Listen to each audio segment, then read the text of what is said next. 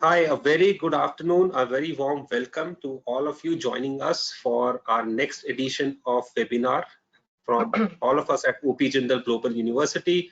A very warm welcome to each and everyone joining us. This is a very interesting topic that we are coming up here today with. Uh, all of you know that I've been doing these webinars and we have been hosting people and education leaders from across the world. Today is something very interesting that we are going to talk about. We all know the craze for marks that exist in India and even in Indians who are abroad. And we have one of the leading counselors from Dubai, UAE, Dr. Mahajan with us, and she will be talking about the NRI community. But having lived and traveled to around many countries and met Indian diaspora, gone to their schools, I have seen this craze for marks in Indian community, in Middle East, in Africa, in Mauritius, and in India, or even in US or Canada, where I have traveled to. I don't know where it comes from. But yes, so today we are going to talk about this very topic. The madness has reached the doors of our country to an extent where this year even double the person number of people who were achieving 95% and above. So this year we have double the number of students in CBSE grade 12 results achieving 95% and above. We have more than 60% increase in number of students getting 90% and above.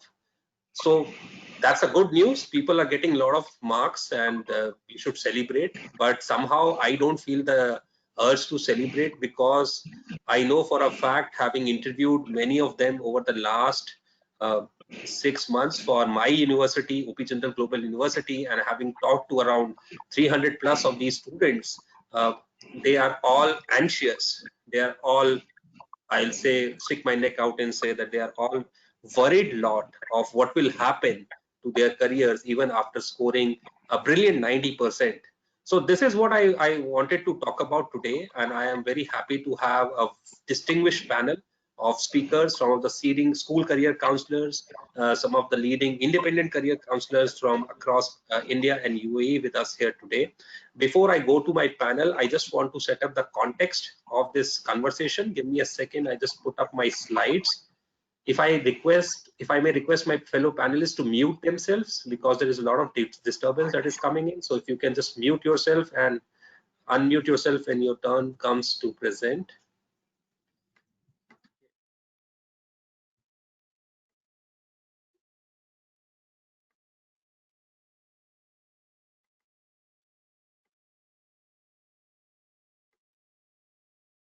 So purpose of education. I think the first thing anybody and for people like us who have been associated with education sector for last many years will know is that we all came into this profession believing that the purpose of education is this, that we will inculcate a love for lifelong learning and curiosity in our students. We will give them a holistic learning platform where they can explore their strengths and weaknesses and explore opportunities and even understand where do they fit in. We want them to have, our students to have a teaching environment in which they can grow as a complete human being and not only look at what kind of jobs that they will get into. Yes, that is one part of it, but what is the larger picture? How do we mold? For me, student is like a clay. And be it at kindergarten level or that secondary level, I believe teachers play a very important role in molding that clay and getting out a complete holistic personality out of that person. But that is what we want to do. That is what we believe, that we should facilitate a teaching environment in which we can mold that clay as a complete human being. If we want to teach students through experiences and not only rote learning, which is so famous in our country, and that's a topic in its own, but what are the merits of making students learn certain concepts in which even they are not going to apply anywhere in their life. Taking an example, I am a computer science engineer myself, but even if something goes wrong in the IT of my software of my laptop, I am challenged. I'm going to stick my neck out and say that probably I'm not the best person to look at troubleshoot my own laptop even after doing a 4 years computer science engineering and working as a software engineer in a top tier IT company in India for almost 4 years of my life. So those kind of experiences are missing in our education sector, but we want those experiences to be there. We want to inculcate in our students a sense of critical thinking, problem solving skills. And if you see the current national education policy 2020, and I was listening to our honorable prime minister yesterday talking about school education per se, and he emphasized in all these aspects. I'm very happy that we are having for the first time in this country the conversations and the policy changes required for those kind of changes that we want. And I really hope that we are able to change the current situation that we are in to the holistic situation that we want to be in. We also want education to give students confidence to be comfortable in their own skin. They have to be comfortable in whatever they do. It's not only about engineering or medicine. If somebody wants to be an artist, he should be happy and satisfied in pursuing that opportunity or profession. Students should be able to do those things that they are to do and also be given opportunity to explore themselves. So I think this is the purpose of education that I believe in. I'm sure that a lot of my colleagues believe in. But in reality, if you look at the country today, education has become equivalent to marks. Exams have become synonymous with dread and despair for children and parents. Ask any student, ask any parent, ask any school. The message coming across from them is score well or your future is dark. And that is the message. Every day and every time in each and every school, in each and every family that has a school going child, this is the question that, you know, study till 10th or do hard work till 12th and then your rest of your life is secured if you score 95% plus marks. This is the message that we are telling them. The whole and soul of education is not about holistic learning, experiential learning. It's just about the grade 12 marks, or it's about the JEE rank or the NEET rank. The entire system has become hostage to one golden figure, which is your marks. And why is that one of the leading situations in our country? I think, and if you see the board results that has just came out today, sorry, this year, in last month, couple of months back, sorry, you saw a steady increase in students scoring 95% and above. And these are some of the news clippings to give you an idea. Class 12 closed results have increased by 95% and above, scores have increased by 118%. Those getting 90% and above has increased by 67%. Now that is a brilliant figure, but what will happen to those students who may not have scored 95% and above and will not be able to get into our premier social science and pure science universities like Delhi University? And already you're seeing news clippings like cutoff for undergraduate courses in DU likely to rise this year because of that increase in number of students scoring such fantastic marks. So, and another aspect of those marks race is the very depressing the mental health issues that crop up for students. I was reading this news, this really sad news that has come up from Gurgaon, and this is from just I think last week or something. I was reading it's July 18th, so last month. If you see, 2 students have committed suicide. Out of this, one of the student had 74% in grade 12 and another student had 92% in grade 12. Now student getting 92% in grade 12 and 74%, and I was shocked to read this news, made suicide because they were not, the 92% boy, God bless his soul, was expecting 95% and above. Now this is where our country is going, a 92, and this is what I've been talking about and seeing in my interviews. Students with 90% plus feel depressed and they are more competitive than probably any other students. They fight for even one marks, and that is the story that is happening, playing out. We don't debate this in our media. We don't talk about this. We don't want to talk about these issues, but I want to talk about these very issues that are hitting our students very, very badly, and we can see it already on in our news releases. And there are so many newses. You can just Google the mental health issues around grade 12 exams, and you will see this kind of negative and depressing news coming out of those areas. So it should not be, it should never be about marks. Now it should be about a lot of other things. It can be, one of the factors can be marks, but it's not going to be only about marks. We can't, just talk about marks, marks and marks. What about excellence in other fields? What about acquiring skills for life? What about teaching children to be good human beings? And I mean, where have we left all of that and just focus on one number? We are labeling our children, we are boxing their minds, we are killing their creativity, we are depriving them of a voice and independent thinking, and still we celebrate them. The moment you get class 12 results, the media will come out with, yeah, this guy got 95% plus and this is the topper with 99. And even in our CBSE system, students can get full marks in English, literature, those kind of subjects where you cannot expect 100 on 100 in English, but people do get it, and they're getting every year. So I don't know how we are evaluating. I remember couple of years back, there was a circular from CBSE that they will not pump up their student marks because they want the results to look better, which was only driving people more madder, because everybody was getting equal number of increase in marks, and then people wanted 95, then wanted 98. I remember at my time when I was in school, 75% was a distinction which we used to get, and it was a wonderful thing to have a distinction. People were happy, they were satisfied. But today 75% is like nobody, you are a no one.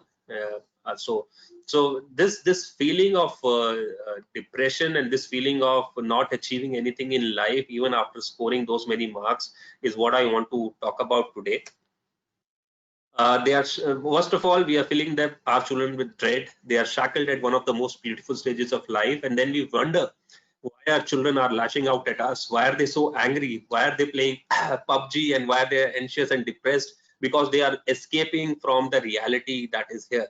Now we have a lot of resources at our hand. I'm assuming a lot of people who are watching this and who are on my panel, we can call ourselves a privileged lot that we are able to discuss this. And people may say that you can discuss this because you're working in some fabulous institutions, you have some fabulous academic backgrounds, but I want to have the discussion. I really want to have a solution in front of parents and students and teachers who are joining us and who keep on talking about this, but nobody talks about this. So I am happy to take that onus on me to take this topic ahead. So every parent, every child hates the marks trap, but almost no one is able to break out of it. We have an answer to what the solution is.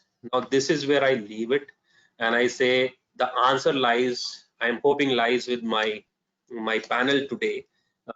I will be going ahead and giving the as I say the floor to my fellow panelists. The first panelist that I want to bring in now, and I know her for some time now, and I know that she's doing a wonderful job of leading the Career Guidance Center at Shiv Nadar School, Noida, Miss Nitina Dua, to come in. Before Nitina, you come in, I want to introduce you, and I also want to tell the audience, for people who are coming back to our webinars, you know that we will be taking questions at the end.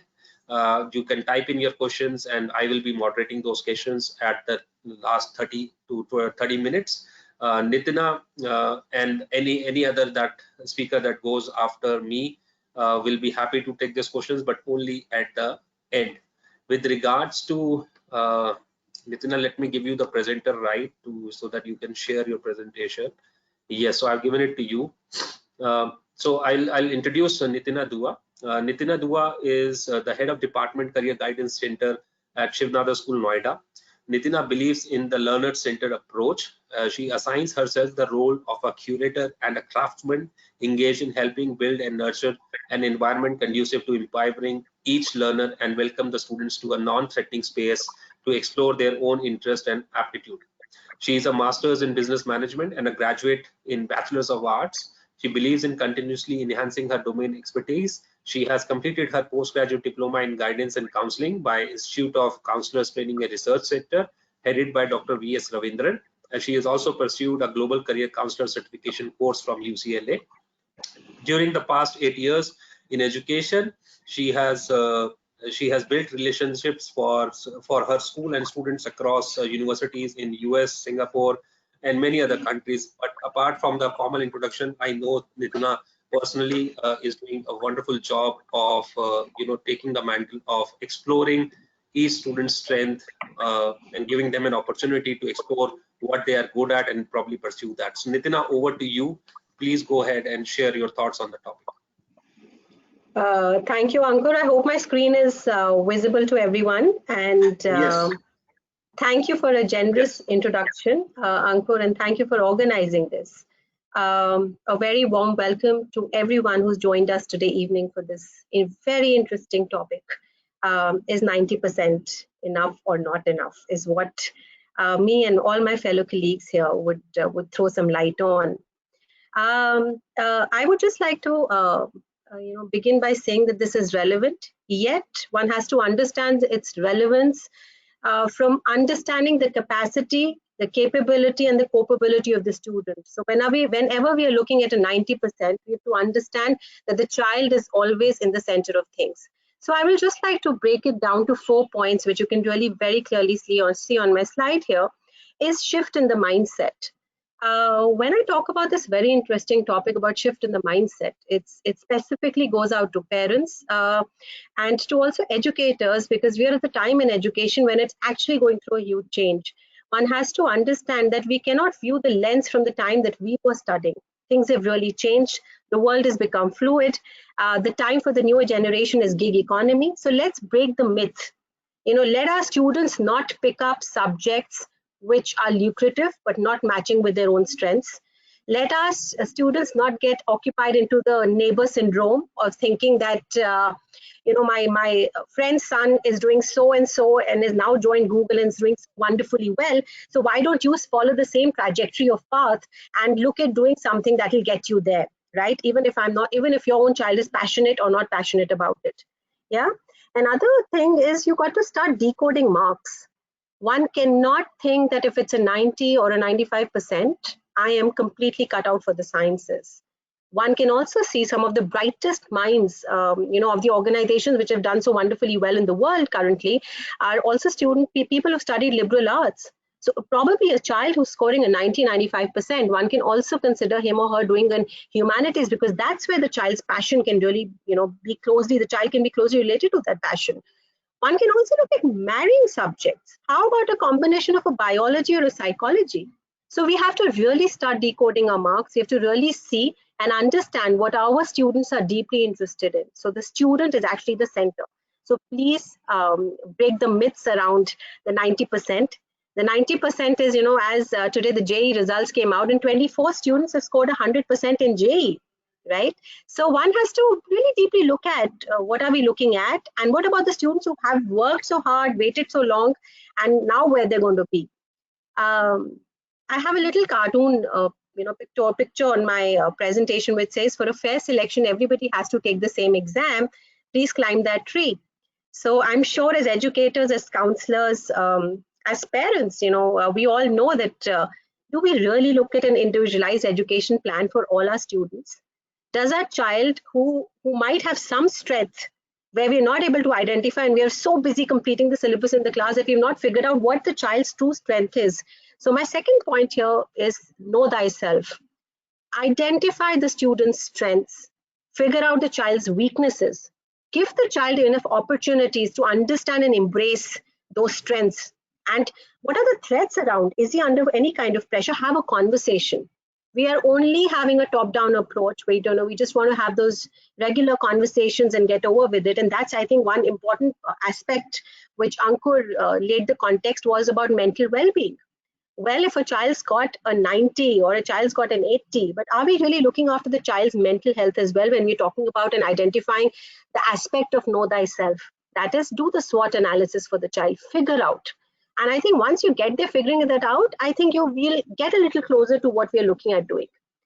Third point is exposure to elimination. We're in a rut, 90%, 95%.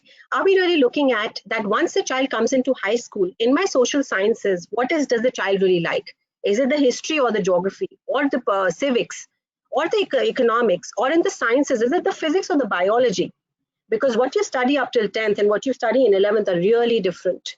So until you will have children pick up courses, do some kind of internships, figure out what the passion is, you will never get into the process of elimination of what I don't want to do. Have a conversation with your kids to say that what they don't want to do. And once you will start having that conversation with the students, you'll get closer to figure out what are they deeply interested in and what they are really not interested in. And the fourth point, and my last point, before I hand over back to Ankur, is prepare for the unknown. The world is fluid. This generation is creative. This generation will get an opportunity to, work flexi hours. They might not be happy with a regular 9 to 5. So we need to see that, are we figuring out those transferable skills? Is it about the marks? Because nobody was prepared for a COVID or a pandemic, right? So are we preparing our students for something like this to hit them, and be ready to embrace that with, with all that grace, and say that I have the skills which will help me change, and along with my capability, I have the right capability as well to make a difference to the world around me. So having said that, over to you, Ankur. And I'll be very happy to take the questions at the end of the session. Thank you very much. Thank you so much, Nitina. Thank you so much for that wonderful presentation. I love that picture, and this picture has been made for almost 5 years now, and I used to show it sometimes in my presentations when I was with my previous university in Ashoka, and we used to talk about the admission process that we used to do at that point of time, which was holistic and not based on one mark. So thank you so much for bringing this up. It brings back wonderful memories for me also, an apt representation for the current education system that we have for higher education university admissions. So coming back to the session, my next speaker, Ms. Asma Ansari. Let me give you the presenter rights, ma'am. Yes, so I think you will have a screen popped up with which will help you in sharing your screen. Yes, we can see your screen now. If you can just put up your presentation. Yes, so Ms. Asma Ansari is the Dean, CIE and the placements at and has an experience of over 27 years in the education field, both national and international curriculum. As a school career counselor, she has placed students in universities across countries and has visited many countries to see various universities and colleges so that she can guide her students better. She guides students about the subject choices, about selecting the best fit colleges, organizing activities like seminars and fairs, has a long experience of teaching economics to senior students. She has planned and implemented the setting up of Cambridge Center in her school. She is a certified global career counselor with a green belt certificate from UCLA Extension, and she is recipient of Lifetime Achievement Award 2018 for career counseling and guidance by Institute of Career Studies. Ma'am works with Delhi College Indore, which is one of the leading schools of the region in that part of country, and I dare I say the whole country, one of the leading schools in the country. Thank you so much, ma'am Ansari, for being here with us. If you can go ahead and start your presentation, ma'am. You are on mute. We can't hear you. Yes, now we can hear you. Thank you so much, Ankur, for that introduction. And thank you for giving me this opportunity to talk to you all today. So as Nitina rightly said, that the students in today's world, we are all, we are making students just not looking at creativity. So what happens today is, after looking at the 90%, is 90% the ultimate? So that reminds me, I heard a student some years ago who had scored in CBSE 499 marks out of 500. And that student made a remark that that child was expressing anguish where that child lost that 1 mark. And the reason that child gave was, I think I spent a lot of time on social media. That is why I lost that 1 mark. So this is the rat race that we have given our children into. So this merit list which comes out, is it really based on merit? Because we all know what is happening. So this merit, and here, it's as we grow, we come to know that there is some lack of meaning in this merit list. Do we have the right to associate marks with our social status? So we can ask these questions to the parents, that is it that aren't we not giving a lot of stress to our children by telling them that you can't lose even 1 mark out of the 500 if the child lost. So there is a lot of unnecessarily psychological stress on the children, and we have become a victim to this rat race. So we are at the moment living with this guilt factor, with less percentage, and how our student psyche is affected by all this, by this low grades. So what I had today, I had gotten some celebrities who were in the university dropouts. If you see the ones which are on my list, there are individuals which consider marks and performance in academics as a starting stone of the journey. But it is not always true. Academics is important, marks is important, but not necessary that you may achieve everything big in life. There are some real life experiences of people, like if you see Sachin Tendulkar, I don't have his photograph here. He was not a topper, or he was not a 95 percenter. I have Bill Gates. We all know he was an university dropout, but look at him where he is today. He was, he used to get some time from his computer teacher to get some to if he did some coding work for his teacher, he used to get time to work for extra computer coding skills. So that was his passion. So we all know where has he landed today. So that is all that. And even if I look at Branson, this he is under dyslexic. But look at the Virgin and how many the amount of he is so famous at the moment. Then we have actor Akshay Kumar. Akshay Kumar used to be a taekwondo person, and he did so many other odd jobs before coming into Bombay, where he was introduced by his father into modeling. And so, and the people who are here, like Biswa Kalyan Rath, he has done IIT, but what is he doing today? He is a comedian. And if I look at these other actors, like we have Sundar Pichai. Sundar Pichai has done so much of work, and we all know where he is. He is, yes, from IIT, not necessarily above 90%, but yes, he went into the most prestigious schools of the world. Here we have Arjun. He was born and raised in Mumbai. He's a trained classical singer. He is a promoter of green energy. But what he is saying, if you are sure you're good at something, pursue it. Marks are not everything. At 17, you're not even done with 1/4 of your life. So with this, there is always something to do, learn and achieve. So what should we do? Think about things differently. We have to think at what is the world lying in front of us. We have to think about the passion that we have. There are so many careers which didn't even exist 5 years back. Like there are careers of a cultural strategist. Now, what is a cultural strategist about to do? This cultural strategist is a field of practice where it centers around storytellers, media makers, cultural influencers, and they speak to broadest visions, and they're giving us the highest hopes of what is going to happen in the future. Then we have a sommelier. What is a sommelier doing? He is going to talk about the role of fine dining today, about how a trained and knowledgeable wine professional, how he is working in fine restaurants. So it all look at the people, their passion and their specialization. Then we have people who are working at social media manager, a podcast producer, a Zumba instructor, which is obviously getting us a lot of good and high packages. So these jobs didn't exist 5 years back. So it depends on the child's passion and the child's interest where he wants to go. So the world is changing fast, new unheard opportunities. So how you should go about it? As I tell the children, find your interest. Explore how your passion is. You are multifaceted, so you cannot, pivot, come out from your comfort zone. Master the skill, but not the jobs. And yes, believe in yourself. Trust your story and make a story for the others. So what people can do is, there are some courses which not necessarily going for merit based, going for entrance exam based courses, go into new age skill based courses.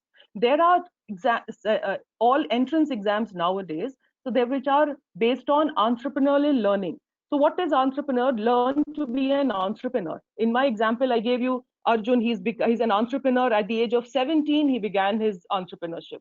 So schools and other institutions, we have to keep in mind that today's competitive world is looking for skill-based talent. It is not looking for toppers. The appointments mostly are based on talent, team spirit, these 21st century skills that we are talking about, and hard work. For the 21st century skills, we have to teach our children more project-based work. We have to teach our children more cooperation. We have to teach them emotional capability and capability. We have to teach them the ability to face challenges in today's world. So students' strength and weaknesses should not be only related with assessments. Creativity has a very crucial role. Like one big CEO of one company said, that there are Indian students who lack in creativity. So at the moment, we should ponder, why did he make this remark? Why did he say that our students lack in creativity? So we should tell our students as parents and as teachers that take out and believe in your creativity, hone your creative instincts. So I would just like to sum up, and before I hand over to Ankur, that this is the time for the children to be adventurous, to explore the world. There are immense opportunities lying. So know your passion, explore new opportunities, and always update yourself. Be ready for the future. And we have to adapt to new technology. And then we have to be future ready. So that is what I had to talk about. And if you have any questions, I'll be ready to take those questions at the end. Thank you, Ms. Sai, for the. I'll now move on to my next speaker, Ramya. I can already see there are some wonderful questions in the chat box, which I really want to take it up, but I am stopping my urge and I'll take it up at the end. But yeah, keep those wonderful questions coming, and we want this conversation to be as interactive as it is possible for us. So quickly moving on to my next speaker, Ramya Modukri. Ramya is working as a career and university guidance counselor at Manthan International School in Hyderabad. I'll do a brief introduction for her. Ramya's mission at Manthan International School is to help high school students make well-informed decisions about colleges and careers. She has laid the framework for setting up a robust 4-year high school curriculum for career counseling and college advising, which includes classroom sessions as well as seminars, talks, panels, workshops, internships, and various other avenues for helping students discover what they want to do and how to get there. She is herself a multiple career switcher, having spent over a decade in software and finance industry, and understands the importance of receiving the right guidance at the right time. It's a pleasure to have you here with us, Ramya. If you are here, you can go ahead and start your presentation.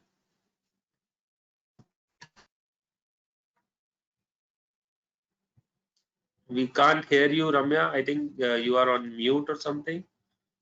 Yes, I'm so sorry. I had to restart my, I had to rejoin the, sorry about that. No problem. Ankur, no problem. Thank you so much for the introduction. Are you able to see my screen at all? No, we are not able to see your screen. So if you can. Would you mind resending? Yeah. Let me help you. Let me help you out. Okay. Okay, thank you. Sorry about that. Okay, thank you so much. All right, I hope you can see it now. Yes, we can see it. Go ahead. Okay, so thank you so much again, and welcome again to everyone who's joining us. And I think, Asma ma'am covered a lot of stuff that I also would like to take forward. But basically, I want to focus on 3 things, right? One is how grades and college prestige don't define success. This is just building up on what Asma ma'am said. The second is, what else should you focus on in high school for those of you who are students here or for parents? And the third is, why you should do it in high school, right? Why is the skill building? Why does the skill building have to be done now? So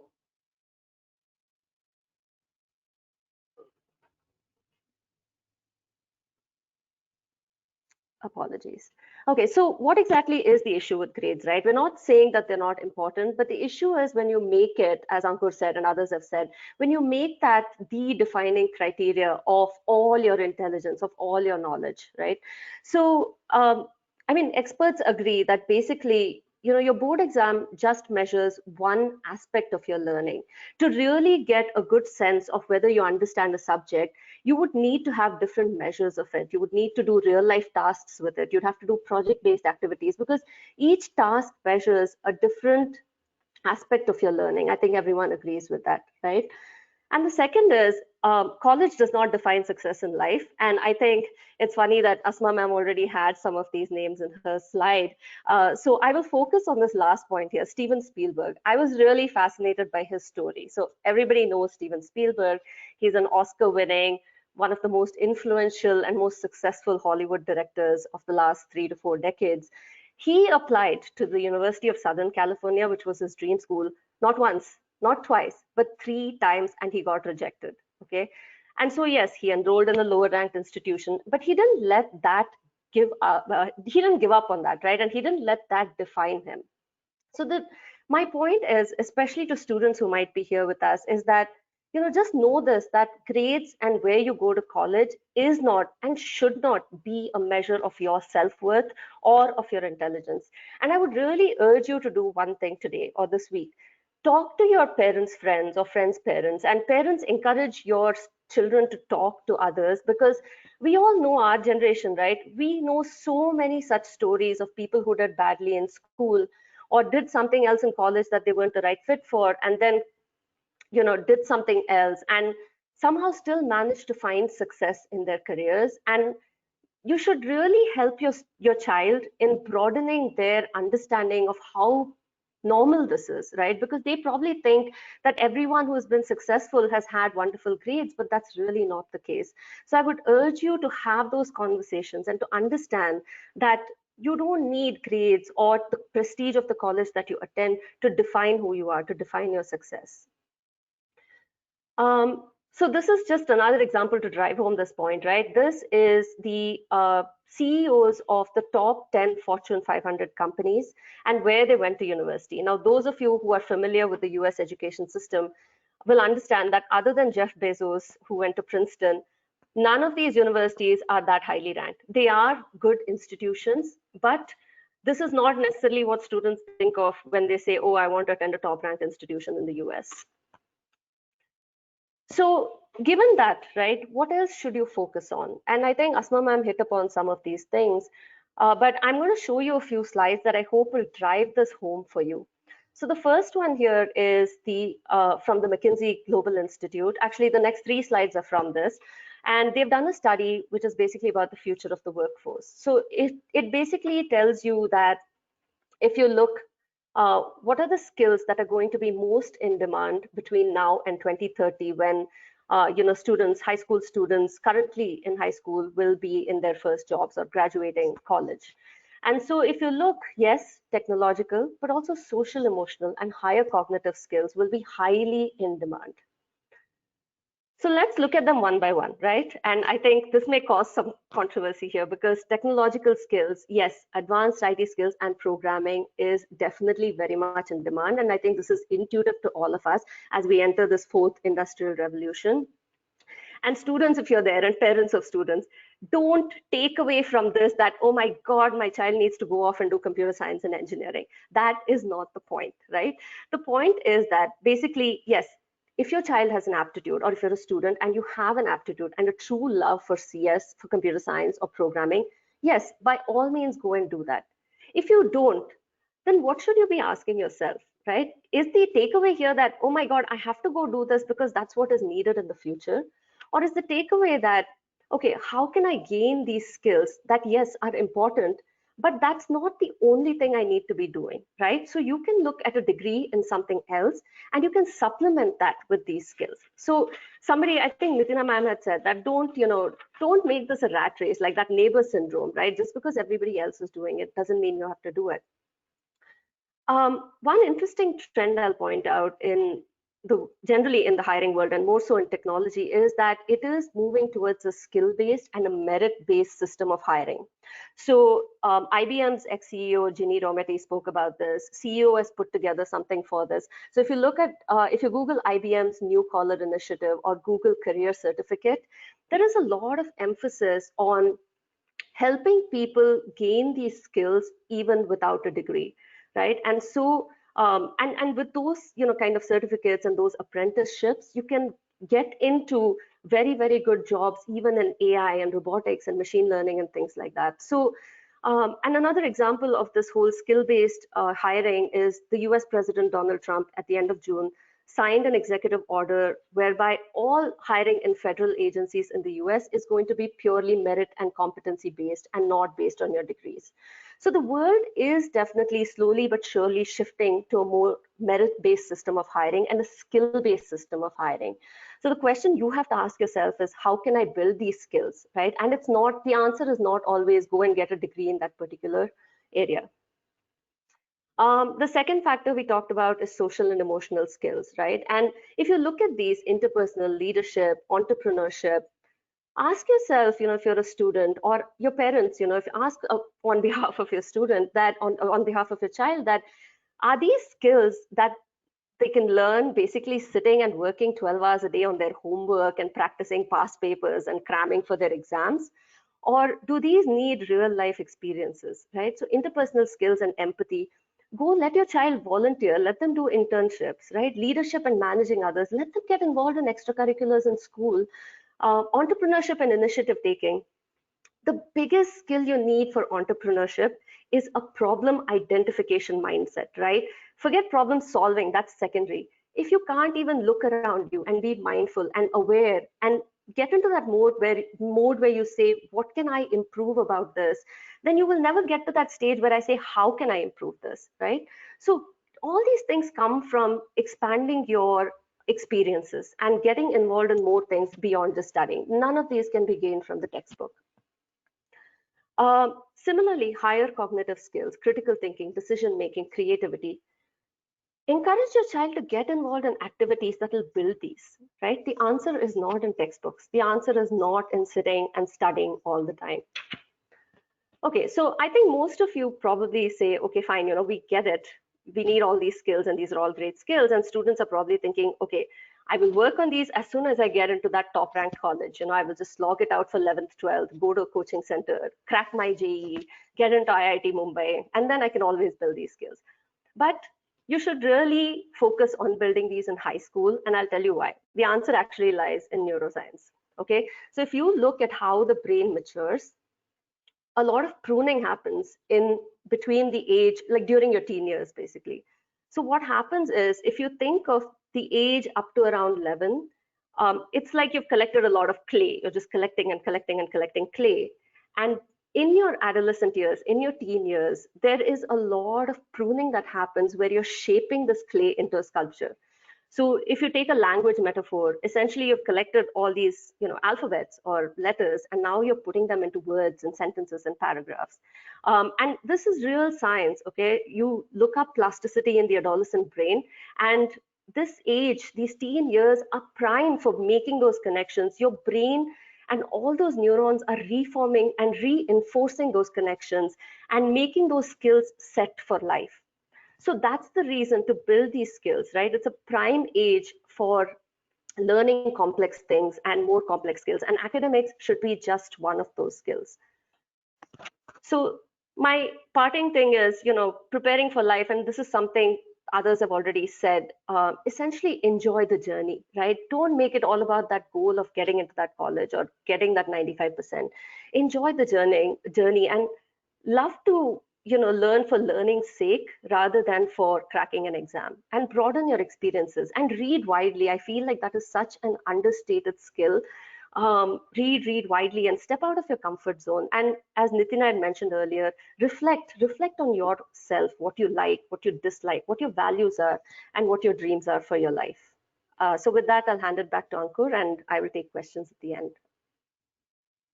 Thank you, Ramya, for the wonderful presentation. I think you brought in a whole different approach to this issue at hand with the science thing. I really like that. And probably at my age, my brain is completely over. By the time it's 18, we are losing a lot of our brain, I think. So coming to my next speaker, Dr. Moli Mahajan. Audience, yes, keep on sending in those questions. I have some very, very interesting questions already for Ramya too, but yes, we will be taking those at the end. Coming to my next speaker, Dr. Molly Mahajan, who is working as Director of Counseling and Career Pathways at GEMS Modern Academy in Dubai. As an introduction, I'd like to introduce her. Dr. Molly Mahajan is a psychologist, academician, and a career coach with over 23 years of experience. She has a PhD in counseling psychology from India and MS in school counseling from University of Scranton in USA. She has been at various important roles. She has been a senior consultant to Government of Gujarat, India. She has been a research committee member and Global Connections committee member of the National Career Development Association, USA. She has been a governing board member of Cogito Hub India. She has worked with Indian Institute of Management Ahmedabad, National Institute of Design in India. She has also worked with Entrepreneurship Development Institute of India, Nirma Institute of Management, Charleston University, University of Jos, Nigeria, American College of Dubai, UAE, and currently with GEMS Education in UAE. It's a pleasure to have you here with us, ma'am. Please go ahead and share your presentation. Let me just give you the presenter rights. Thank you so much, Ankur, for that introduction. I'll just try to show my screen. Yeah.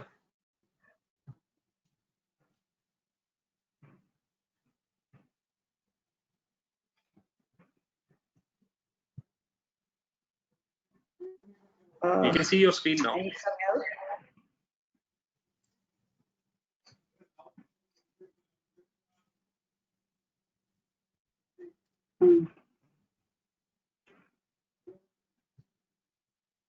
Okay, sharing. Yeah, we can see your browser. It says 7 skills students will always need. So that is what we can see. No, that's the. I have a Word document that I want to show. Can you see the screen? Yeah. Yeah. Please yeah, go. it's okay. Oh. Yeah. It's now okay. So good evening, everyone. Thank you, Ankur, for this opportunity here with colleagues of great experience and with so much already said. Just I would like to take it further. I always put self of a person in the center of everything. And that's what I tell my students all the time. If you can see the screen, what I've tried to do is, this is the full, if you can see, this is how the holistic development I look at, keeping the self of a person always in center. So when I say self, I bring in the well-being and the mental health aspect that was spoken by Ankur earlier. So not only psychological and emotional well-being, but the social, the academic, career, and the spiritual. So that is the holistic development of a person, which is the foundation of anything and everything when they move forward. So keeping that as a foundation, we add on by looking at the interest, which what does the circle of self depend on? Stability of interest, abilities that each one of us bring in, value system, personality, skills, and learning. Now, when I say interest, there has to be a combination of interest and ability both together. I always tell students that any one doesn't work. Now, for example, if I'm a 95%, since we are talking about 90% as the main topic of today, if you're saying if I receive 95%, doesn't mean I take only science field. Or if I've scored like say 45 or 50%, liberal arts is not the only field for me. So that's again the mindset that we look at. So there has to be a balance between interest and ability both. Any one doesn't work. Now, if I don't have an ability, but I have a passion for something, that's where the new theory of growth mindset comes in. And I say, yes, I'm passionate about this thing, but my ability is not backed. Let me put in the growth mindset. Let me put in a lot of effort and take it forward. So that's interest and ability together. Our students don't look at values. What are the values that you look at? Now, there was a research done few years ago, and they asked how many times does we as human change career, and they came out that 5 to 7 times we as humans change our careers. And the reason is two things. We do not look into the ability, and we do not look into our value system. These are the two major reasons why we keep on changing. And when I speak of value system, it's about creativity. What am I looking at in my workspace or the career that I'm looking for? Do I like creativity? Do I like variety? Do I want security? Am I looking for intellectual stimulation? Now, students may say, oh, I'm in grade 8 or 9 or 10. I'm too young. I don't know. But this is the time that we need to start asking ourselves that what is it that I value? My personality. What exactly are my personality traits? And you yourself know yourself the best. A personality trait should not be confirmed with the confirmation of outsiders, right? And skills. I'll talk about skills more at length in my below diagram that I have made, and the learnings. I always tell my students, the graph has to grow up. You may get any kind of percentage, any kind of marks, or the same marks, but is the graph of learning going higher and higher? And I need to compare not myself with others. That's what we do all the time. Compare myself with myself. Did I give my 100%? Is my graph growing? Did I learn something from it? If the answer is yes, the rest of the things doesn't matter. And if we see the remaining, if we can see the remaining graph diagram, Tony Wagner of Harvard University did a study on the skill set that is needed for our children, our students. And these are the basic 8 skills, which most of my colleagues have already mentioned it. Ramya and Ms. Asma and everybody has mentioned it, but I would like to reiterate on some of them, that this is what is the backbone of anything. You may secure admission from Ivy League or from top universities in India, but the hiring aspect looks at the skill set that you have. Because I have seen, and all of my colleagues will agree, that there are so many cases where people graduated from IIM and IIT all don't get the same kind of job, isn't it? And all are not successful. Again, a study done in 2015 by a Harvard professor found out that 85% of your success relies on your EQ, not on your IQ. So again, building up on that, these are the basic 8 skills that students need to develop. First and foremost is your curiosity and imagination. Are you curious? Are you creative? Agility and adaptability. Right, last 6 months, have we successfully adapted ourselves to the new way of working? Or are we posing questions and problems and sulking over, oh, we can't do this and we can't do that? I told my students this couple of months, this is an excellent chance for you to adjust and develop patience in yourself and adapt to the new ways of working. If you're able to adapt to this COVID situation and see the positives and enhance upon it, that's what adaptability is all about, right? Effective communication. And this is not only written, but verbal communication that is required on day-to-day basis. Okay, I have stage fright. Okay, I cannot speak in front of people. That's fine. Put in growth mindset, how to develop myself, because this is highly required. Next is assessing and analyzing information. When you're networking with people, meeting people, making use of connections, and analyzing them and using that information appropriately. Not only always for my own need, but I have so much information. Am I using it appropriately at the right time, at the right place? Work-life balance, extremely important. I've seen my 10th and 12th grade students have no time for anything else. Ma'am, only academics. And I said, no, they have to strike a balance. Everything needs to grow and go further at the same time. You cannot say, no, 10th, only academics, 11th, I will think about building some skills. Again, 12th, only academics. It doesn't work that way. So work-life balance, students need to learn how to manage their time well and manage that balance. As some of my colleagues mentioned, critical thinking aspect of it, extremely important, and problem-solving skills. Am I making my own decisions? Is somebody else making the decisions for me?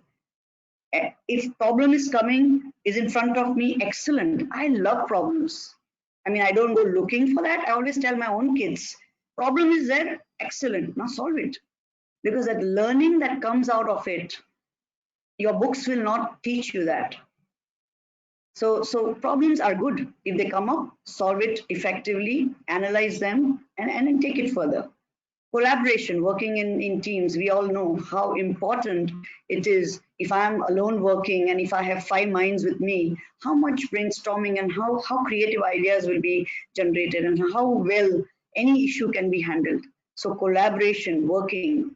Again, in collaboration, am I a member, team member, or I have something more to offer and I'm coming out as a leader? So that itself you can enhance. And initiative and entrepreneurship.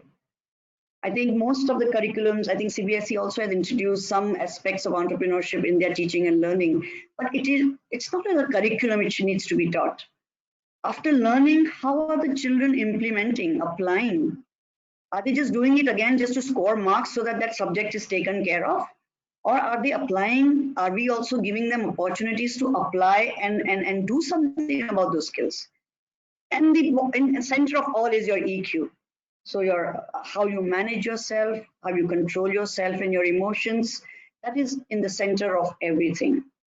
So what I've done is just some of the activities that students can do to build upon all these major skills and personality and interest, looking at your particular grade.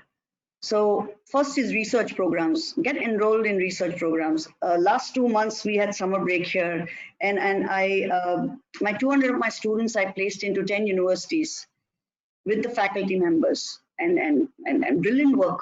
Not only the skills got developed about critical thinking, analytical skills, research skills, but again in-depth knowledge about a career that they wanted to pursue. So you come back and say, I love it, I want to pursue it. I don't love it, I don't take it up. So not only critical thinking, but large number of skills get developed through these activities. So research is one. Internship, again, it can be of 5 days or for a month, depending on whoever is offering you. Practical exposure, going and working, how corporates are working, and enhancing and learning. Collaboration, not only skills related to collaboration, but again, critical thinking, punctuality, basic confidence building, which in school you are a student, but when you enter the world of work, it's a different ballgame altogether. Shadowing opportunities. How you attending, listening to some talks, learn from the experts, how they are managing, what are the problems they have faced, how they have come out and resolve those problems. Attending workshops. So what kind of workshops interest you? What have you attended? What have you learned from it? Reflect upon it. Publications, if you're into writing and you have a mind of creativity in writing and writing a story, it can be anything. So are you bringing out any publications? If school is not involved, do it on your own. Open up a blog of your own. What kind of conferences do you attend? Conferences are full of experts. Gain, reflect, gain, come back, start something of your own at your school level. Presentations, make presentations. I have so many students going for Toastmasters and some of the associations here where they not only learn, but then they take it up and say, hey, I need to make a presentation. Again, skills get built up over there. Teaching and mentoring in school. If schools have mentoring programs, you can mentor other students and teach them whatever you are good at. It's not always about gaining, but giving back also. So giving back also enhances so many skills. Debating, art, courses in online courses or face-to-face short courses that you're attending. Then professional memberships of associations. You can get enrolled in that. One of my colleagues mentioned community service. Yes, community outreach, giving out to people.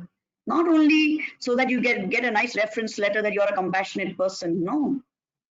But it is the need of the hour. You have so much to offer. Identify whatever you're passionate about. Give back to the society.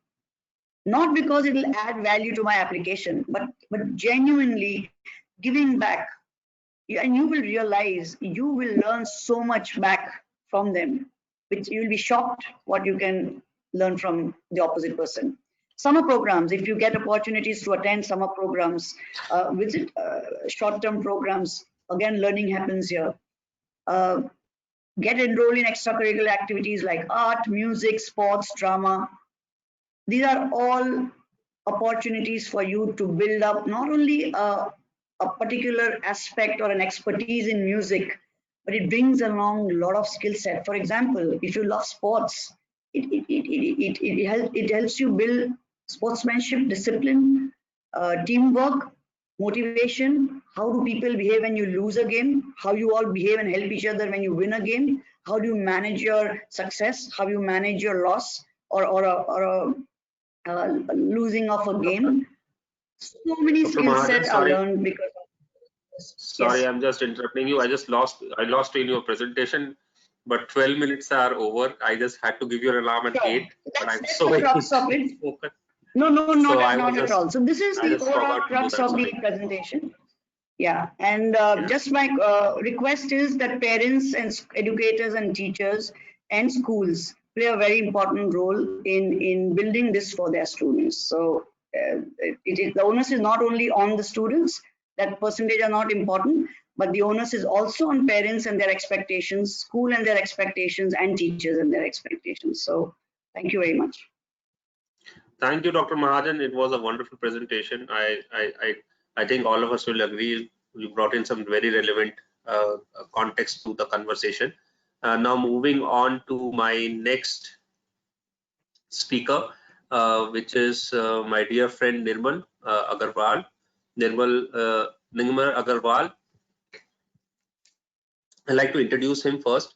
Nirmal Agarwal is an economics graduate from Stanford University and a respected educationist, having worked with more than 200 schools and thousands of students over the years.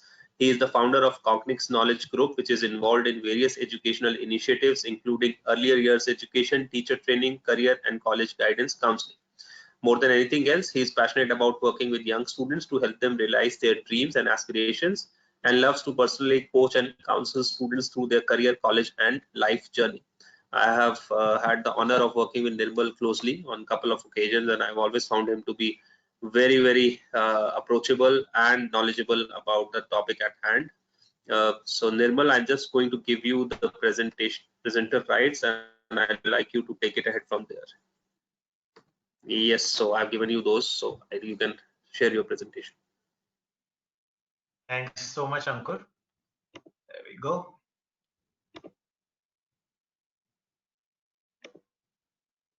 I guess you can see my screen. Yes, we can. Okay, perfect. So, thanks again for having me. I know we've done a couple of webinars over the last couple of months. And, one of the things I was wondering when you called me last time and we had this trial call amongst all of us is why me? And then I realized when I looked at the screen full of these beautiful and educated young women, I'd say young also, that you wanted someone to, since you're working from home and your wife is probably peeking over you and seeing all these women you're talking to, you just wanted another man in the frame. So there I am. I'm the male guy to help to give Ankur the comfort factor for working from home. But I also feel like one of these cricketers. The last after 4 great speakers, I'm like a middle order batsman. I don't have any runs to score, and I pity Sangeeta who's going to come after me. She's like the last batsman to come in. But jokes apart, I can't see my screen for some reason. Let me. Yeah, there it is. Okay. So I wanted to just. I love your sense of humor, Nirmal. Thank you for setting it up. It's probably the truth. The truth always is more funny than anything else. But I just wanted us to think about, and for the audience especially, that there's so much conventional wisdom going on, and we talk about 90%. What is the reason that there's this mad rat race to get all these high marks, etc.? And I want to defy this conventional wisdom that students have, parents have, teachers have. And just looking back, why are students going for that 90%? And some of my co-panelists have already said that it is because of probably what the universities are expecting. When we look at India, when we look at Hindu College or SRCC and Stephens and the IITs, it's the people who are scoring the maximum marks are the ones who are going through, right? They are the ones who are getting into those top colleges. And that is what sets them up, sets these people up, sets our students up to really work hard and aim for that, because it's the end of the world for them for some reason if I don't get into a top institution, right? And that's what I want to defy today. That is it so important for us to get into the top institution? And I know some of my co-panelists have already covered that. I want to use some research that I hope all of you have heard of Malcolm Gladwell. And he's written a book called David versus Goliath, where he uses some research to look at what is more important for success in life. Is it the type of college you go to or what you do in college? So he establishes using data, and I want to put this out there boldly over here, is how well you do in college is more important than where you go. So this mad rush for the Ivies or the Stanfords and the MITs and the IITs and the SRCC, is that really relevant? Is that really required? And should we look beyond that? And I want to talk for a couple of minutes. And Ankur, I know last time I went 5 minutes over what I was supposed to be speaking. So please do warn me. I get so engrossed in what I love doing that I lose all sense of time. So, what Malcolm Gladwell does, he uses data. And I want to show a couple of screens where the data he uses, I'm just going to reproduce it without any copyright infringement, I hope. So he uses the cases of two colleges in the US. He talks about Hartwick College and Harvard University. And you can see the median scores. The top thirds of the students who go to Hartwick College have scored a 569 in their math SAT, average 569, where the bottom third have scored a 407. Similarly, at Harvard, the top third have scored a 753, and the bottom third have scored a 581. He also juxtaposes this data with what percentage of these students have graduated with a STEM degree. Now, STEM degree in the US is probably the creme de la creme of degrees, because you get all these top jobs when you're in the tech and all that. I don't necessarily agree with that, but that's what we are using for the purpose of this discussion. He says that the top third of the students at Hartwick, of them, 55% have graduated with a STEM degree. So they might have all come in wanting, he uses this data for people who've come in wanting to do a STEM degree. Of them, 55, approximately half of those candidates have graduated with a STEM degree. At the bottom third, only 17.8% of students have graduated. At Harvard, the bottom third is 581, and 15.4% of those students have graduated with a STEM degree. So as you can see, that the top third of the students at Hartwick have a lower average math SAT than the bottom third at Harvard, yet they are getting STEM. 55% of them are getting a STEM degree, while only 15% of the students at Harvard are getting a STEM degree. So what is going wrong here? I mean, you'd assume that with 581, everyone who comes into Harvard wanting a STEM degree should graduate with a STEM degree. They're all better than the best students at Hartwick.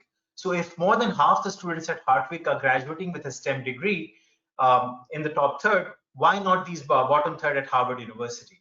And he goes further into this, and he says, he looks at a lot of other universities using research data by Rogers, Elliott, and Christopher Strenta, that he sees the same pattern at Hartwick, Harvard, Dartmouth, Colgate, Ohio Wesleyan. So some top Ivy League universities, some good liberal arts universities, and some aspiring and good coming up, liberal arts universities as well.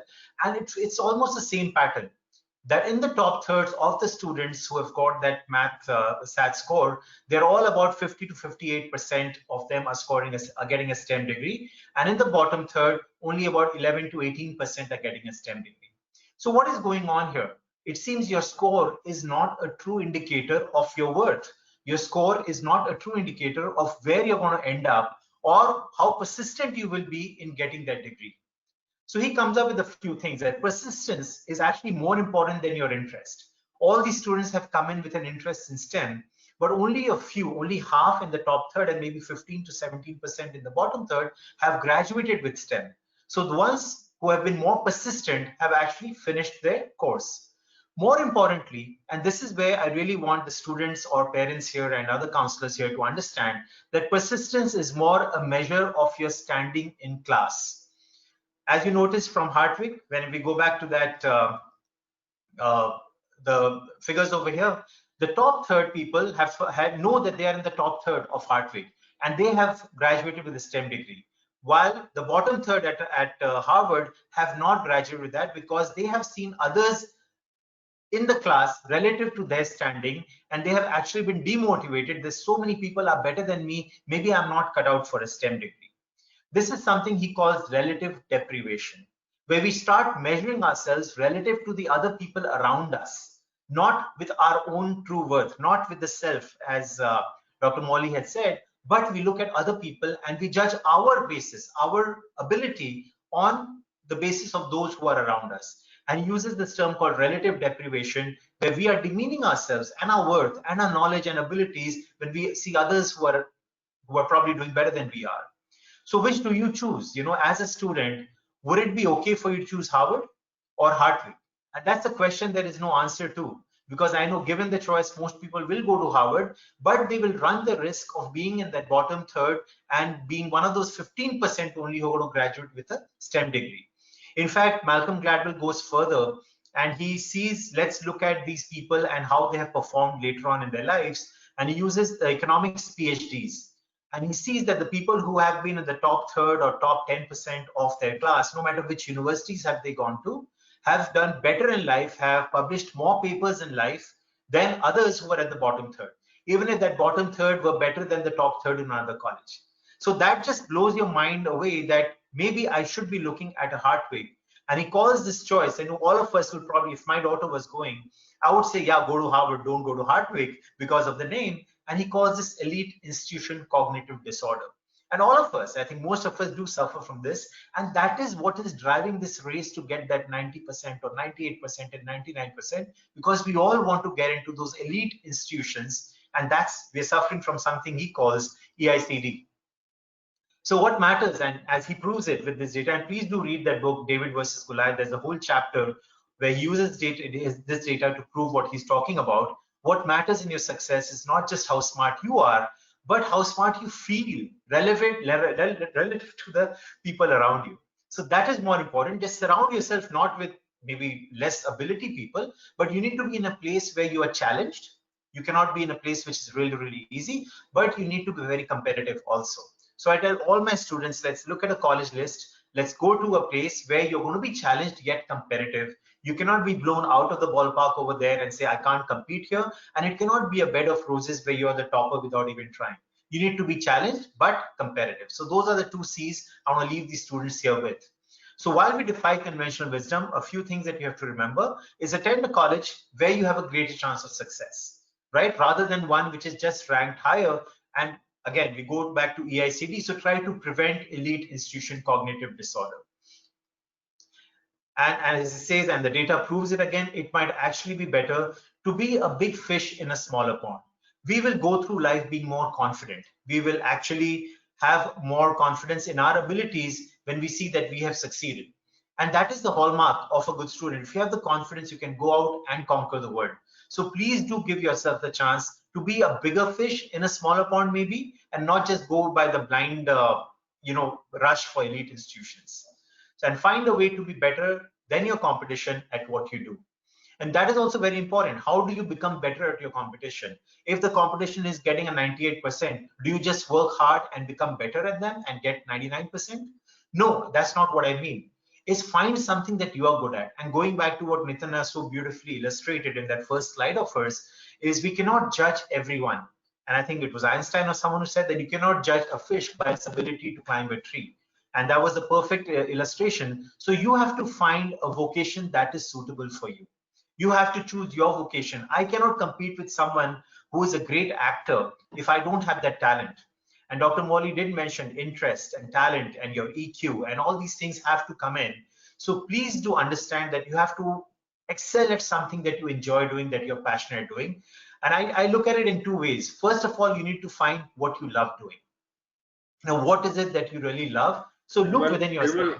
This is your 10-minute alarm, so you can take a couple of minutes. So I just want to tell you.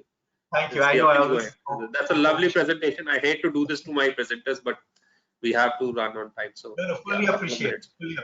Yeah. So try to find out what you love doing. Along with that, what are you good at doing? So I call it, what you love doing is your iksha. what you really want to do. I'm sorry if there are people around you who don't understand Hindi, and what you're good at is probably your Shakti. And together you have to find out what your Iksha Shakti is. But that itself is not enough. You have to be good at doing it now. You have to really work hard, get the skills, abilities, and knowledge to do it. And that's what we call your Gyan Shakti. You have to develop the knowledge, the Gyan to do it. And moving forward, you cannot just sit at home with the Gyan. You have to go and do the hard work and implement what you really want. There is no success without hard work. And that is your Kriya Shakti or Karma Shakti. You have to work hard for whatever you want to do. And finally, that mind, the strength of mind, the strength of character to overcome all obstacles, no matter where you are, to overcome the adversity, get that Manas Shakti going and reach your goal. So very quickly, I want to leave you with one story that I read somewhere. And this is an African proverb which says that every morning when the lion gets up in the morning, he starts running as fast as possible because he has to outrun the slowest gazelle. Otherwise, he is going to starve to death. At the same time, the gazelle gets up and he knows he has to run as fast as possible because he has to outrun the fastest lion. Otherwise, he's meat for that day. So no matter who you are and what you are doing, you have to get up and work hard and start running as soon as you wake up in the morning. So yeah, those are my thoughts for the day. Thank you so much, Nirmal. That was a wonderful presentation and very visually appealing. I'm sure students who are visual learners will enjoy your presentation. Thank you so much for that. I now move on to my last speaker, and just a friendly reminder that we are taking questions in the Q&A box, and after Sangeeta is done presenting, we will be going straight away to the Q&A section. So I invite my next speaker, Sangeeta George, who is the Associate Vice President for University Guidance. Give me a second. I just want to bring her profile up. Yes. So she is the Associate Vice President for Guidance Solutions at Univariety. Sangeeta has been in the field of career counseling for over 15 years and has worked in various organizations across the globe. She has conducted 500 plus workshops and seminars in the education and counseling space and helped many students find their true calling. She has been a catalyst for change in the lives of many. The eagerness to give priority to the best interest of the students and to tap into their skills and talents is what drives her every day. She has a master's in counseling from Trinity Western University in Canada and a BA in psychology from Women's Christian College in India. She has worked at Kodaikanal International School and Dubai Women's Higher College of Technologies in UAE. Thank you so much, Sangeeta, for joining us. I'm just going to give you the presenter rights so that. Thank you so much, Ankur. Can you hear me? Can everyone hear me? Yes, I know, similar to what Nirmal said, I am the last batsman going on. But Nirmal, what Ankur forgot to tell you is he saved the best for last. So that's why I'm going last. No, jokes apart. But I'm just going to go ahead and share my screen. If you could just let me know if you can see it. Ankur, can you see my screen? We can see yes? it, yeah. Okay, perfect. All right. Good evening, everyone. I promise I won't take 10 minutes or longer, I promise. But what I thought is I'll be a good last batsman and good last panelist, and I will just wrap up everything that you've been hearing about. So I've been taking notes as my panelists have been speaking, because the point here is that we may share all this information with you, but you're thinking as parents and students who are watching, why? Why do I need to be doing this? So what we've been hearing today has been fantastic. If you have missed any of it in the beginning, please make sure you get a recording and watch it. We talked about how it's important to know thyself and the change in mindset about looking at aptitudes and interests, about mastering the skill, not the job, to be future ready, about grades and college and prestige don't define success, and how hiring is becoming skill-based now, about how it's very important to put yourself in the middle of everything, and how well do you do in college is more important than where you go, and how persistence is important, and it's so important that we love what we do. Now, why are we talking about all of this? Why is this something that so many of us as counselors have been harping about and telling students and parents? This is something that you need to be looking at extracurriculars. Your marks don't define define you as a student. So just want to share some statistics with you, just backing up what we started with right in the beginning, right? And this is something Ankur also shared with regards to stats. So in 2010, and parents and counselors, I just want you to get an idea of what the world is like, especially here in India, what it's like for our students. So there's a huge growth in number of students who are graduating after grade 12. Now in 2010 for CBSE, there was 7 lakhs, and in 2019, 12 lakhs, which is a 70% increase. Let's look at IB. 2010, there was 1,656, and then 2019, 4,217. Now the next slide, it always gives me the heebie-jeebies every time I talk about it, because it is just so mind-boggling to see some of these numbers. And you know, I'm not good with numbers, and it took me a while to read some of these numbers, but look at those who got above 90% in 2010, 17,546. 2020, 15 lakhs, 7,934. That is an 800% growth. And above 95 in 2019, in 1 year, there is 119% growth. Why I'm showing you this is because it's the same number of seats in universities, whether it's outside or whether it's here in India. But look at the number of students who are graduating. We can't afford to think that just marks is going to define a student. I never was in any of these categories, so I always empathize with those students who are in the 70-80% bracket. What about them? Where are they going to be in the middle of all of this competition that is there right now? So if you look at even admission ratios, right, even last year, let's just take the CLAT exam for those who are doing entrance exams. There were, the seats available for the CLAT is 2,342.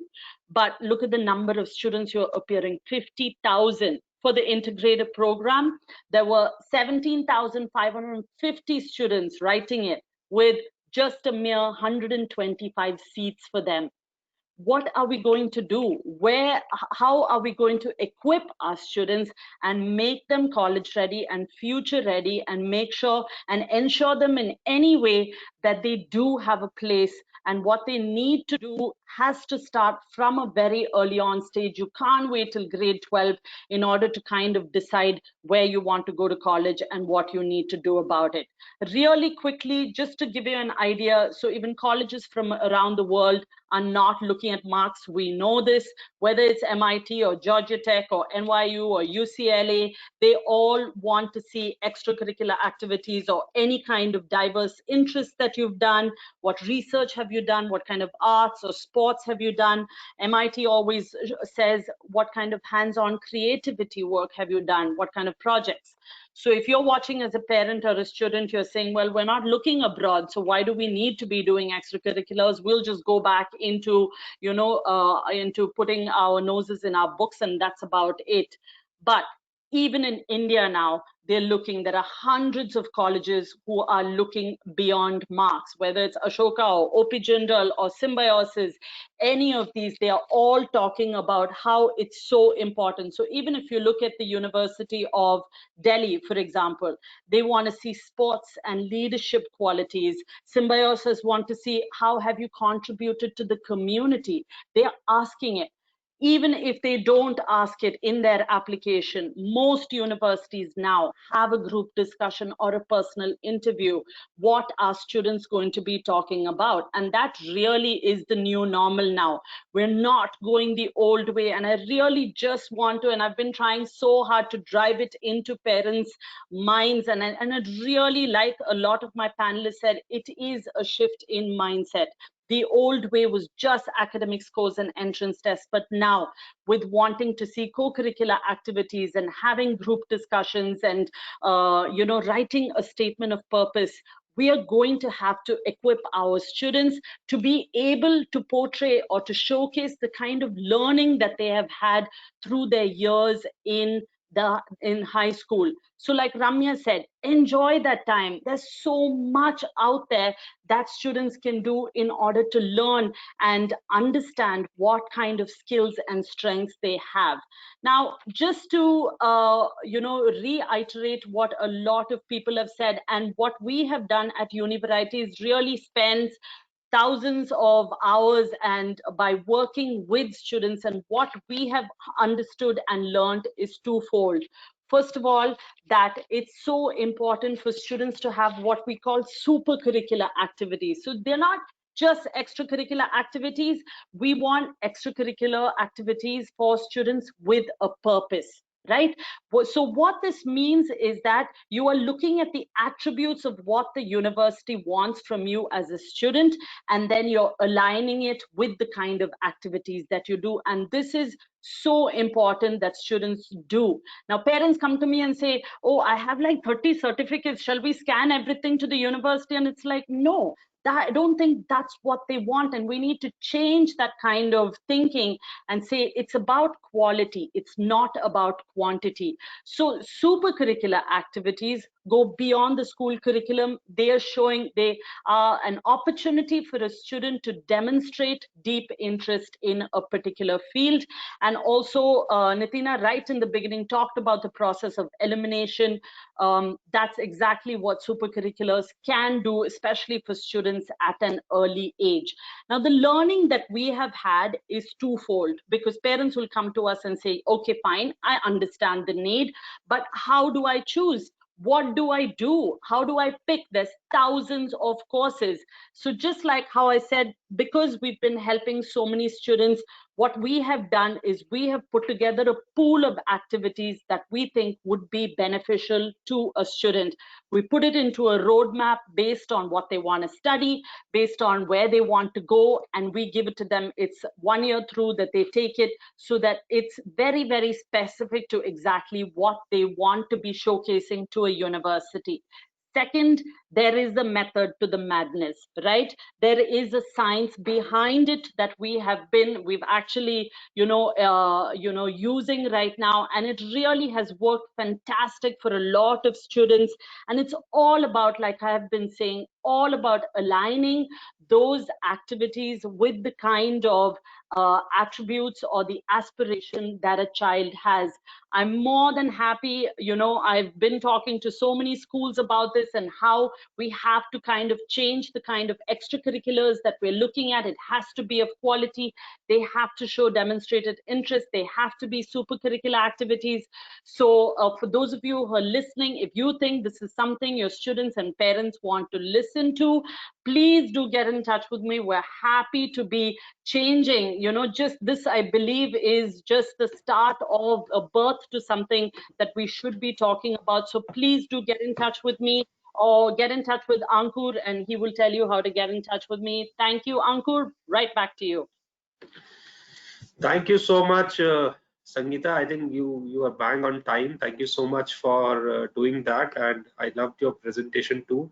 I loved each and everyone's presentation so much that we have run out of time at 6 o'clock. So it's just that, but I loved everybody presenting. I think we can do with 5-10 minutes over time, and we have a lot of very interesting questions that are up your way. The first question that came in from Ramakrishna Reddy. I think he's a student, and probably Nitina, you can take this question, and he has a wonderful insight. He says the holistic assessment of universities in new age universities in India, colleges also seem to be putting an equal amount of pressure on students by expecting them to do well across not only academics but extracurriculars also. Is it really better than a system like JEE and a NEET, because you're forcing students to do more than what is expected from them, just marks? So your thoughts on that, Nitina, and then we can probably open it up for a couple of other counselors too. Is it that extracurriculars is too much to expect in our CBSE schools? Correct. Absolutely, Ankur. But yes, I would just like to draw, to a point here that the way the private universities currently in the country are looking at things, I think it's a better view of things. because they're looking at a holistic application where they're focusing on an intelligence quotient, of course, your marks that matter. Then they're also looking at your emotional quotient, your social quotient, and your cultural quotient. So you need to actually have all of this put together, and this gives students who are just not 90% but 80-85% also an equal ability to apply to these universities or places. But another very important point that I like to share at this point is that it is very specific to each student and each student's aspiration. Some children are very, very clear that they want to do the JEE, and they're very focused with it, and they're very clear that this is what I want to do. But it's categorical for children who, I think, students who get an 85 or students who get a 95, according to me, they all have great aptitude. Their answer sheet might just go to a wrong person to be checked one day, and I just feel that. So it's a great idea by universities, and I have been writing applications and helping my students write applications for all these private universities and universities abroad, and I personally am in a very, very happy space when I see them putting in their application together, which gets in their entire strengths. If the application is put together, it comes out wonderfully when the student is applying. So yes, it depends a lot on your own aptitude, a lot on the course that you're applying to, and also your own aspiration from yourself. So yeah, that's perfect. it. Thank you. Anybody else wants to chip in here, or can I move on to the next question? Perfect. So I have my next question. This is a wonderful question. This is from a student in, I believe, grade 12, Musira Khan. He says, I don't know what I want to do in terms of my career. Is it okay for me to not know what I want to do yet? So can somebody take it up? Probably Nirmal, if you can take this up. Is it okay for a student in grade 12 to not know what he wants to do? And then absolutely, I think it's not just okay, I think it's welcome. Yeah, because see how much exposure does a grade 12 student have? You had a set number of subjects you did till grade 10, and in 11 in most schools in India you were forced to choose a stream. We call that a stream because you're doing 3 or 4 subjects apart from English and one more, or 2 languages. You're doing 3 subjects from one particular stream. At that point, you're being forced to take up a stand on what the rest of your life is going to be about. And you're just 16, you're 15, 16. How can you know what the rest of your life is going to look like? And I was reading a statistic that 2/3 of the students who major in something or get a degree in something do not ever use that in life. And that's probably because they have not really explored all the options and done that. So it's great to be open-minded. Yes, if you're going to apply to India and to a few places like UK or Singapore, you do need to know by the end of grade 12 for most places, not places like Jindal and a few others, but for most places that yes, this is what I want to do, and you apply into a particular course. But try to find out areas or colleges where you can actually go in undeclared and look around for 1 or 2 more years and then decide what is it that you want to do. So you have to be careful with your college selection in case you don't know what you want to do in grade 12. Thank you, Nirmal. Anybody else wants to chip in? I can just add briefly that I agree with Nirmal that yeah, it's totally fine. Another way to look at it also is you may would like to take a psychometric test. That's what we do at a earlier ages. Not to rely entirely on it, but take a test. Will build your profile, and report will say what all kind of interest and ability you have, and then build upon it by exploring it at depth. So at least the top 3, if you can select on the base of the profile and after researching, and try to select something more broader, because still the interest may change. See, to my friend, student friend, I would like to say, even those students who have already decided, they also change later on, because statistics say that 3 to 5 times students change their college majors. That's the research. So you need not worry about it. But yeah, this is a process you would like to follow if you are keen on finding out and build upon it further. Yeah. Thank you. Another interesting comment. I don't want to name the person. I don't know if she wanted to get into trouble, but I know this is for a fact. This is what happens in a lot of Indian schools in India and Middle East. She says after the CBSE results of grade 10 and 12, the teachers have to face umpteen number of questions from the principal. and the management. Then they compare the results with the previous years, 5 years, 10 years, and make pie chart, graphs, and whatnot. And then they compare the results. After result, it's kind of a nightmare for teachers. So what do teachers do in situation? Because we are in a lot of pressure, and we are guilty of passing on that pressure to our students.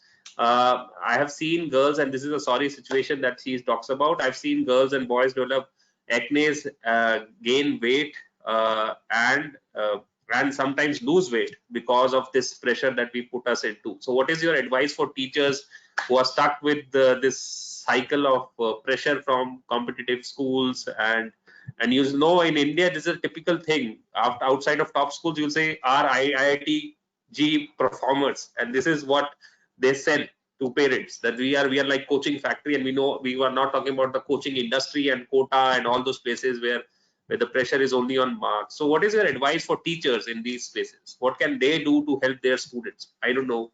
You are the experts. Anybody would like to?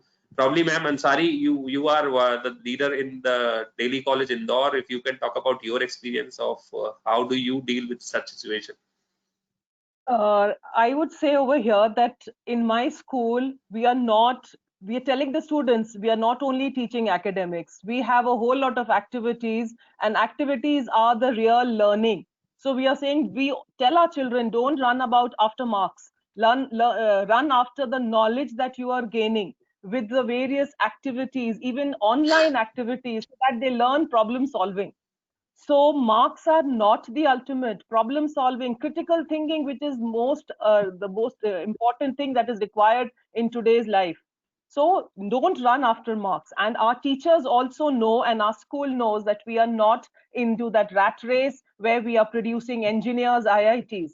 We tell the parents also in our school that we are not going to see that if your student, if your board wants only top marks, then you may please, because in our school, we are building on the profile, and we are telling our children to be street smart, to be looking into various other, like at the moment also online, so many activities are on for our students, so that they are not only engrossed in the result and the 95%.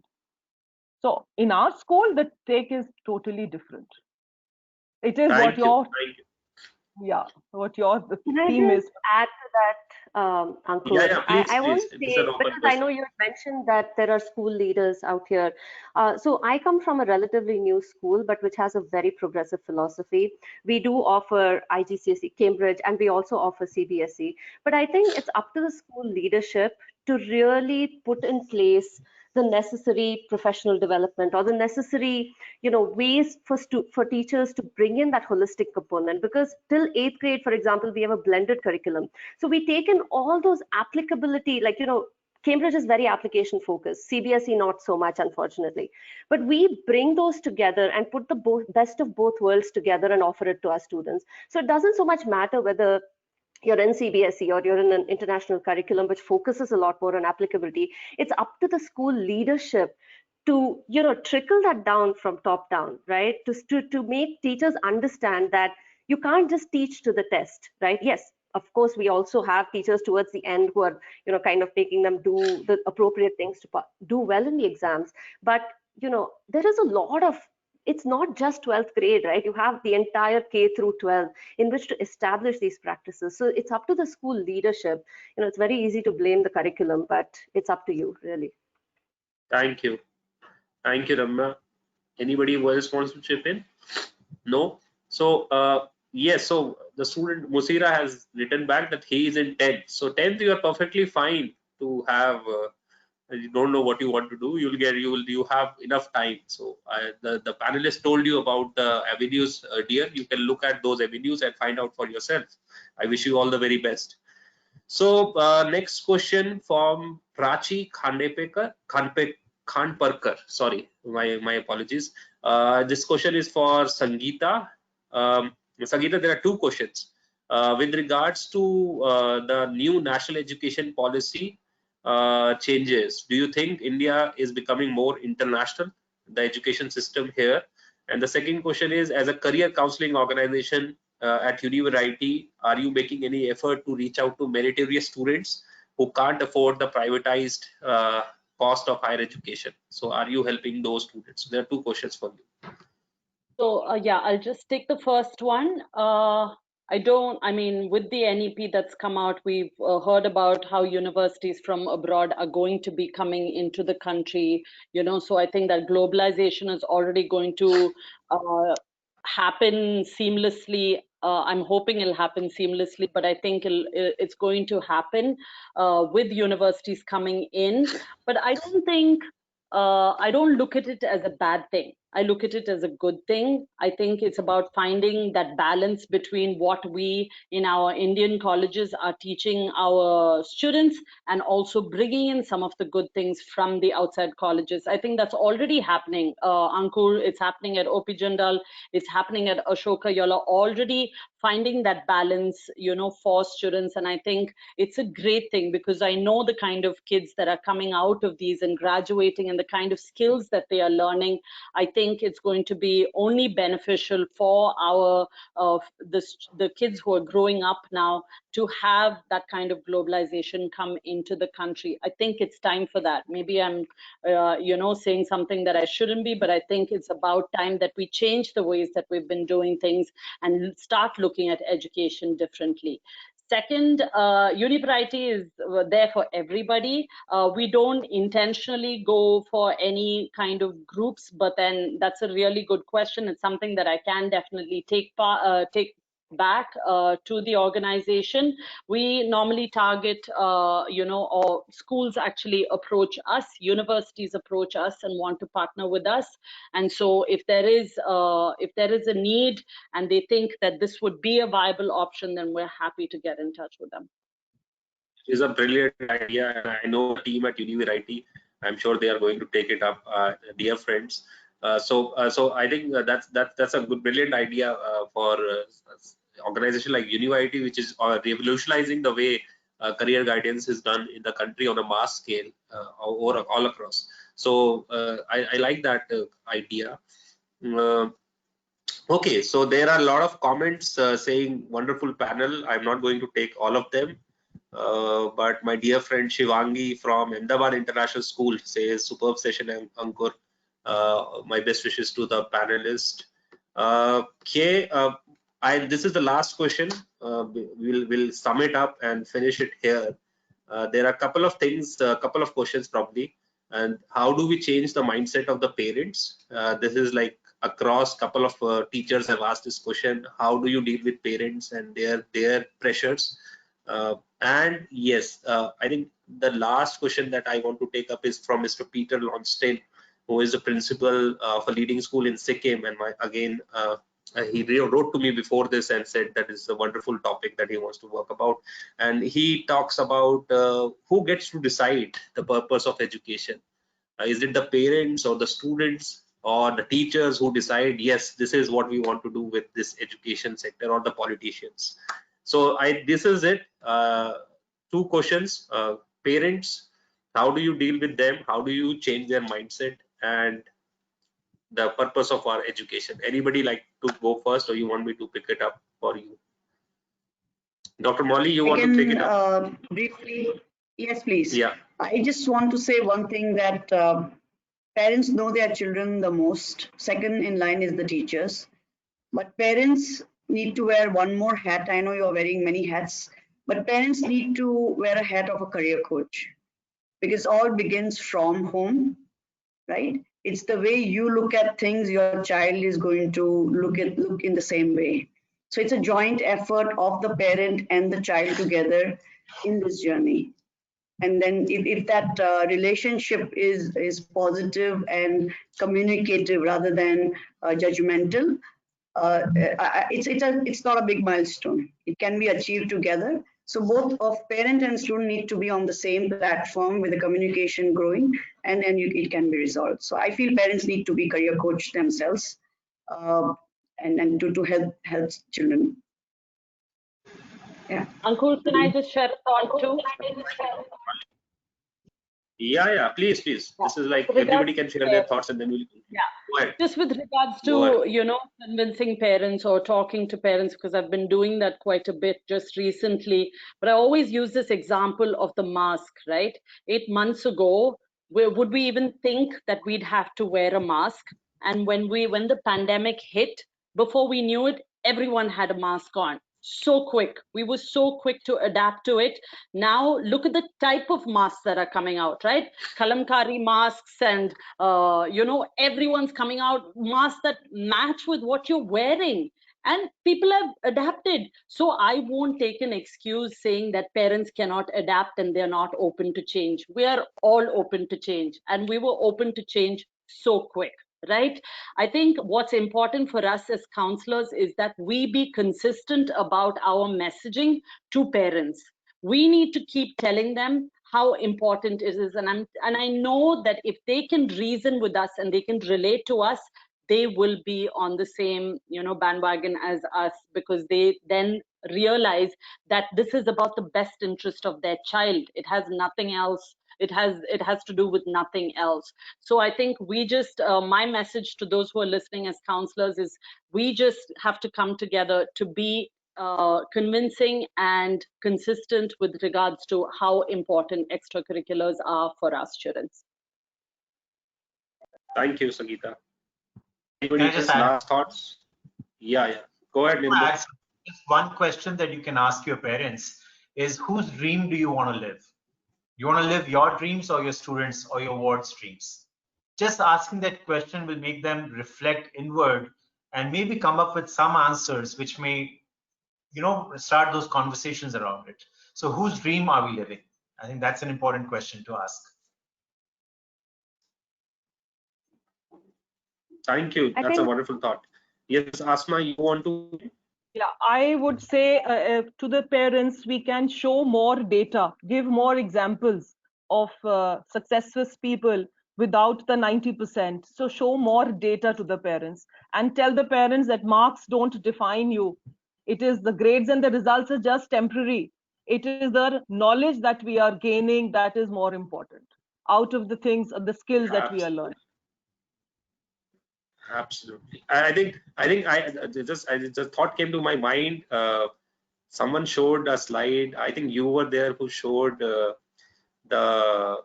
Google CEO Sundar Pichai. I also use a slide of where I show the Microsoft CEO Satya Nadella, who has not studied in an IIT. He studied in Manipal. So I tell my students, see, even the Microsoft CEO couldn't make it to IIT, but he made it to the CEO of the #1 IT company in the world. So I think these absolutely people can relate to these examples. Students can more their minds open up when I tell them this just one line, that even the Microsoft CEO was in Manipal and not IIT. So any other final comments? We are just concluding this. If nobody has any comments, I like to say on behalf of OP Jindal Global University, our sincere gratitude to all of you. All of you were wonderful in your presentations. My sincere, what should I say? My heart is filled with a lot of emotion when I plan these webinars and you guys help me and help us at OP Jindal, support us in doing this wonderful presentation, do those PowerPoints, which helps our students. And I must say this has been a really fantastic experience with all of you. And there are a lot of positive comments in the chat box. I'm not able to read them all, but students are written, teachers are. So we were able to do sections. Even parents, teachers, all look satisfied with that presentation. So thank you so much. Sincere gratitude, and we will be back soon with another edition of this webinars. But stay safe and stay well, everyone. Thank you. Thank you. Bye-bye. Thank you. Thank you, everyone. Thank you, Ankur.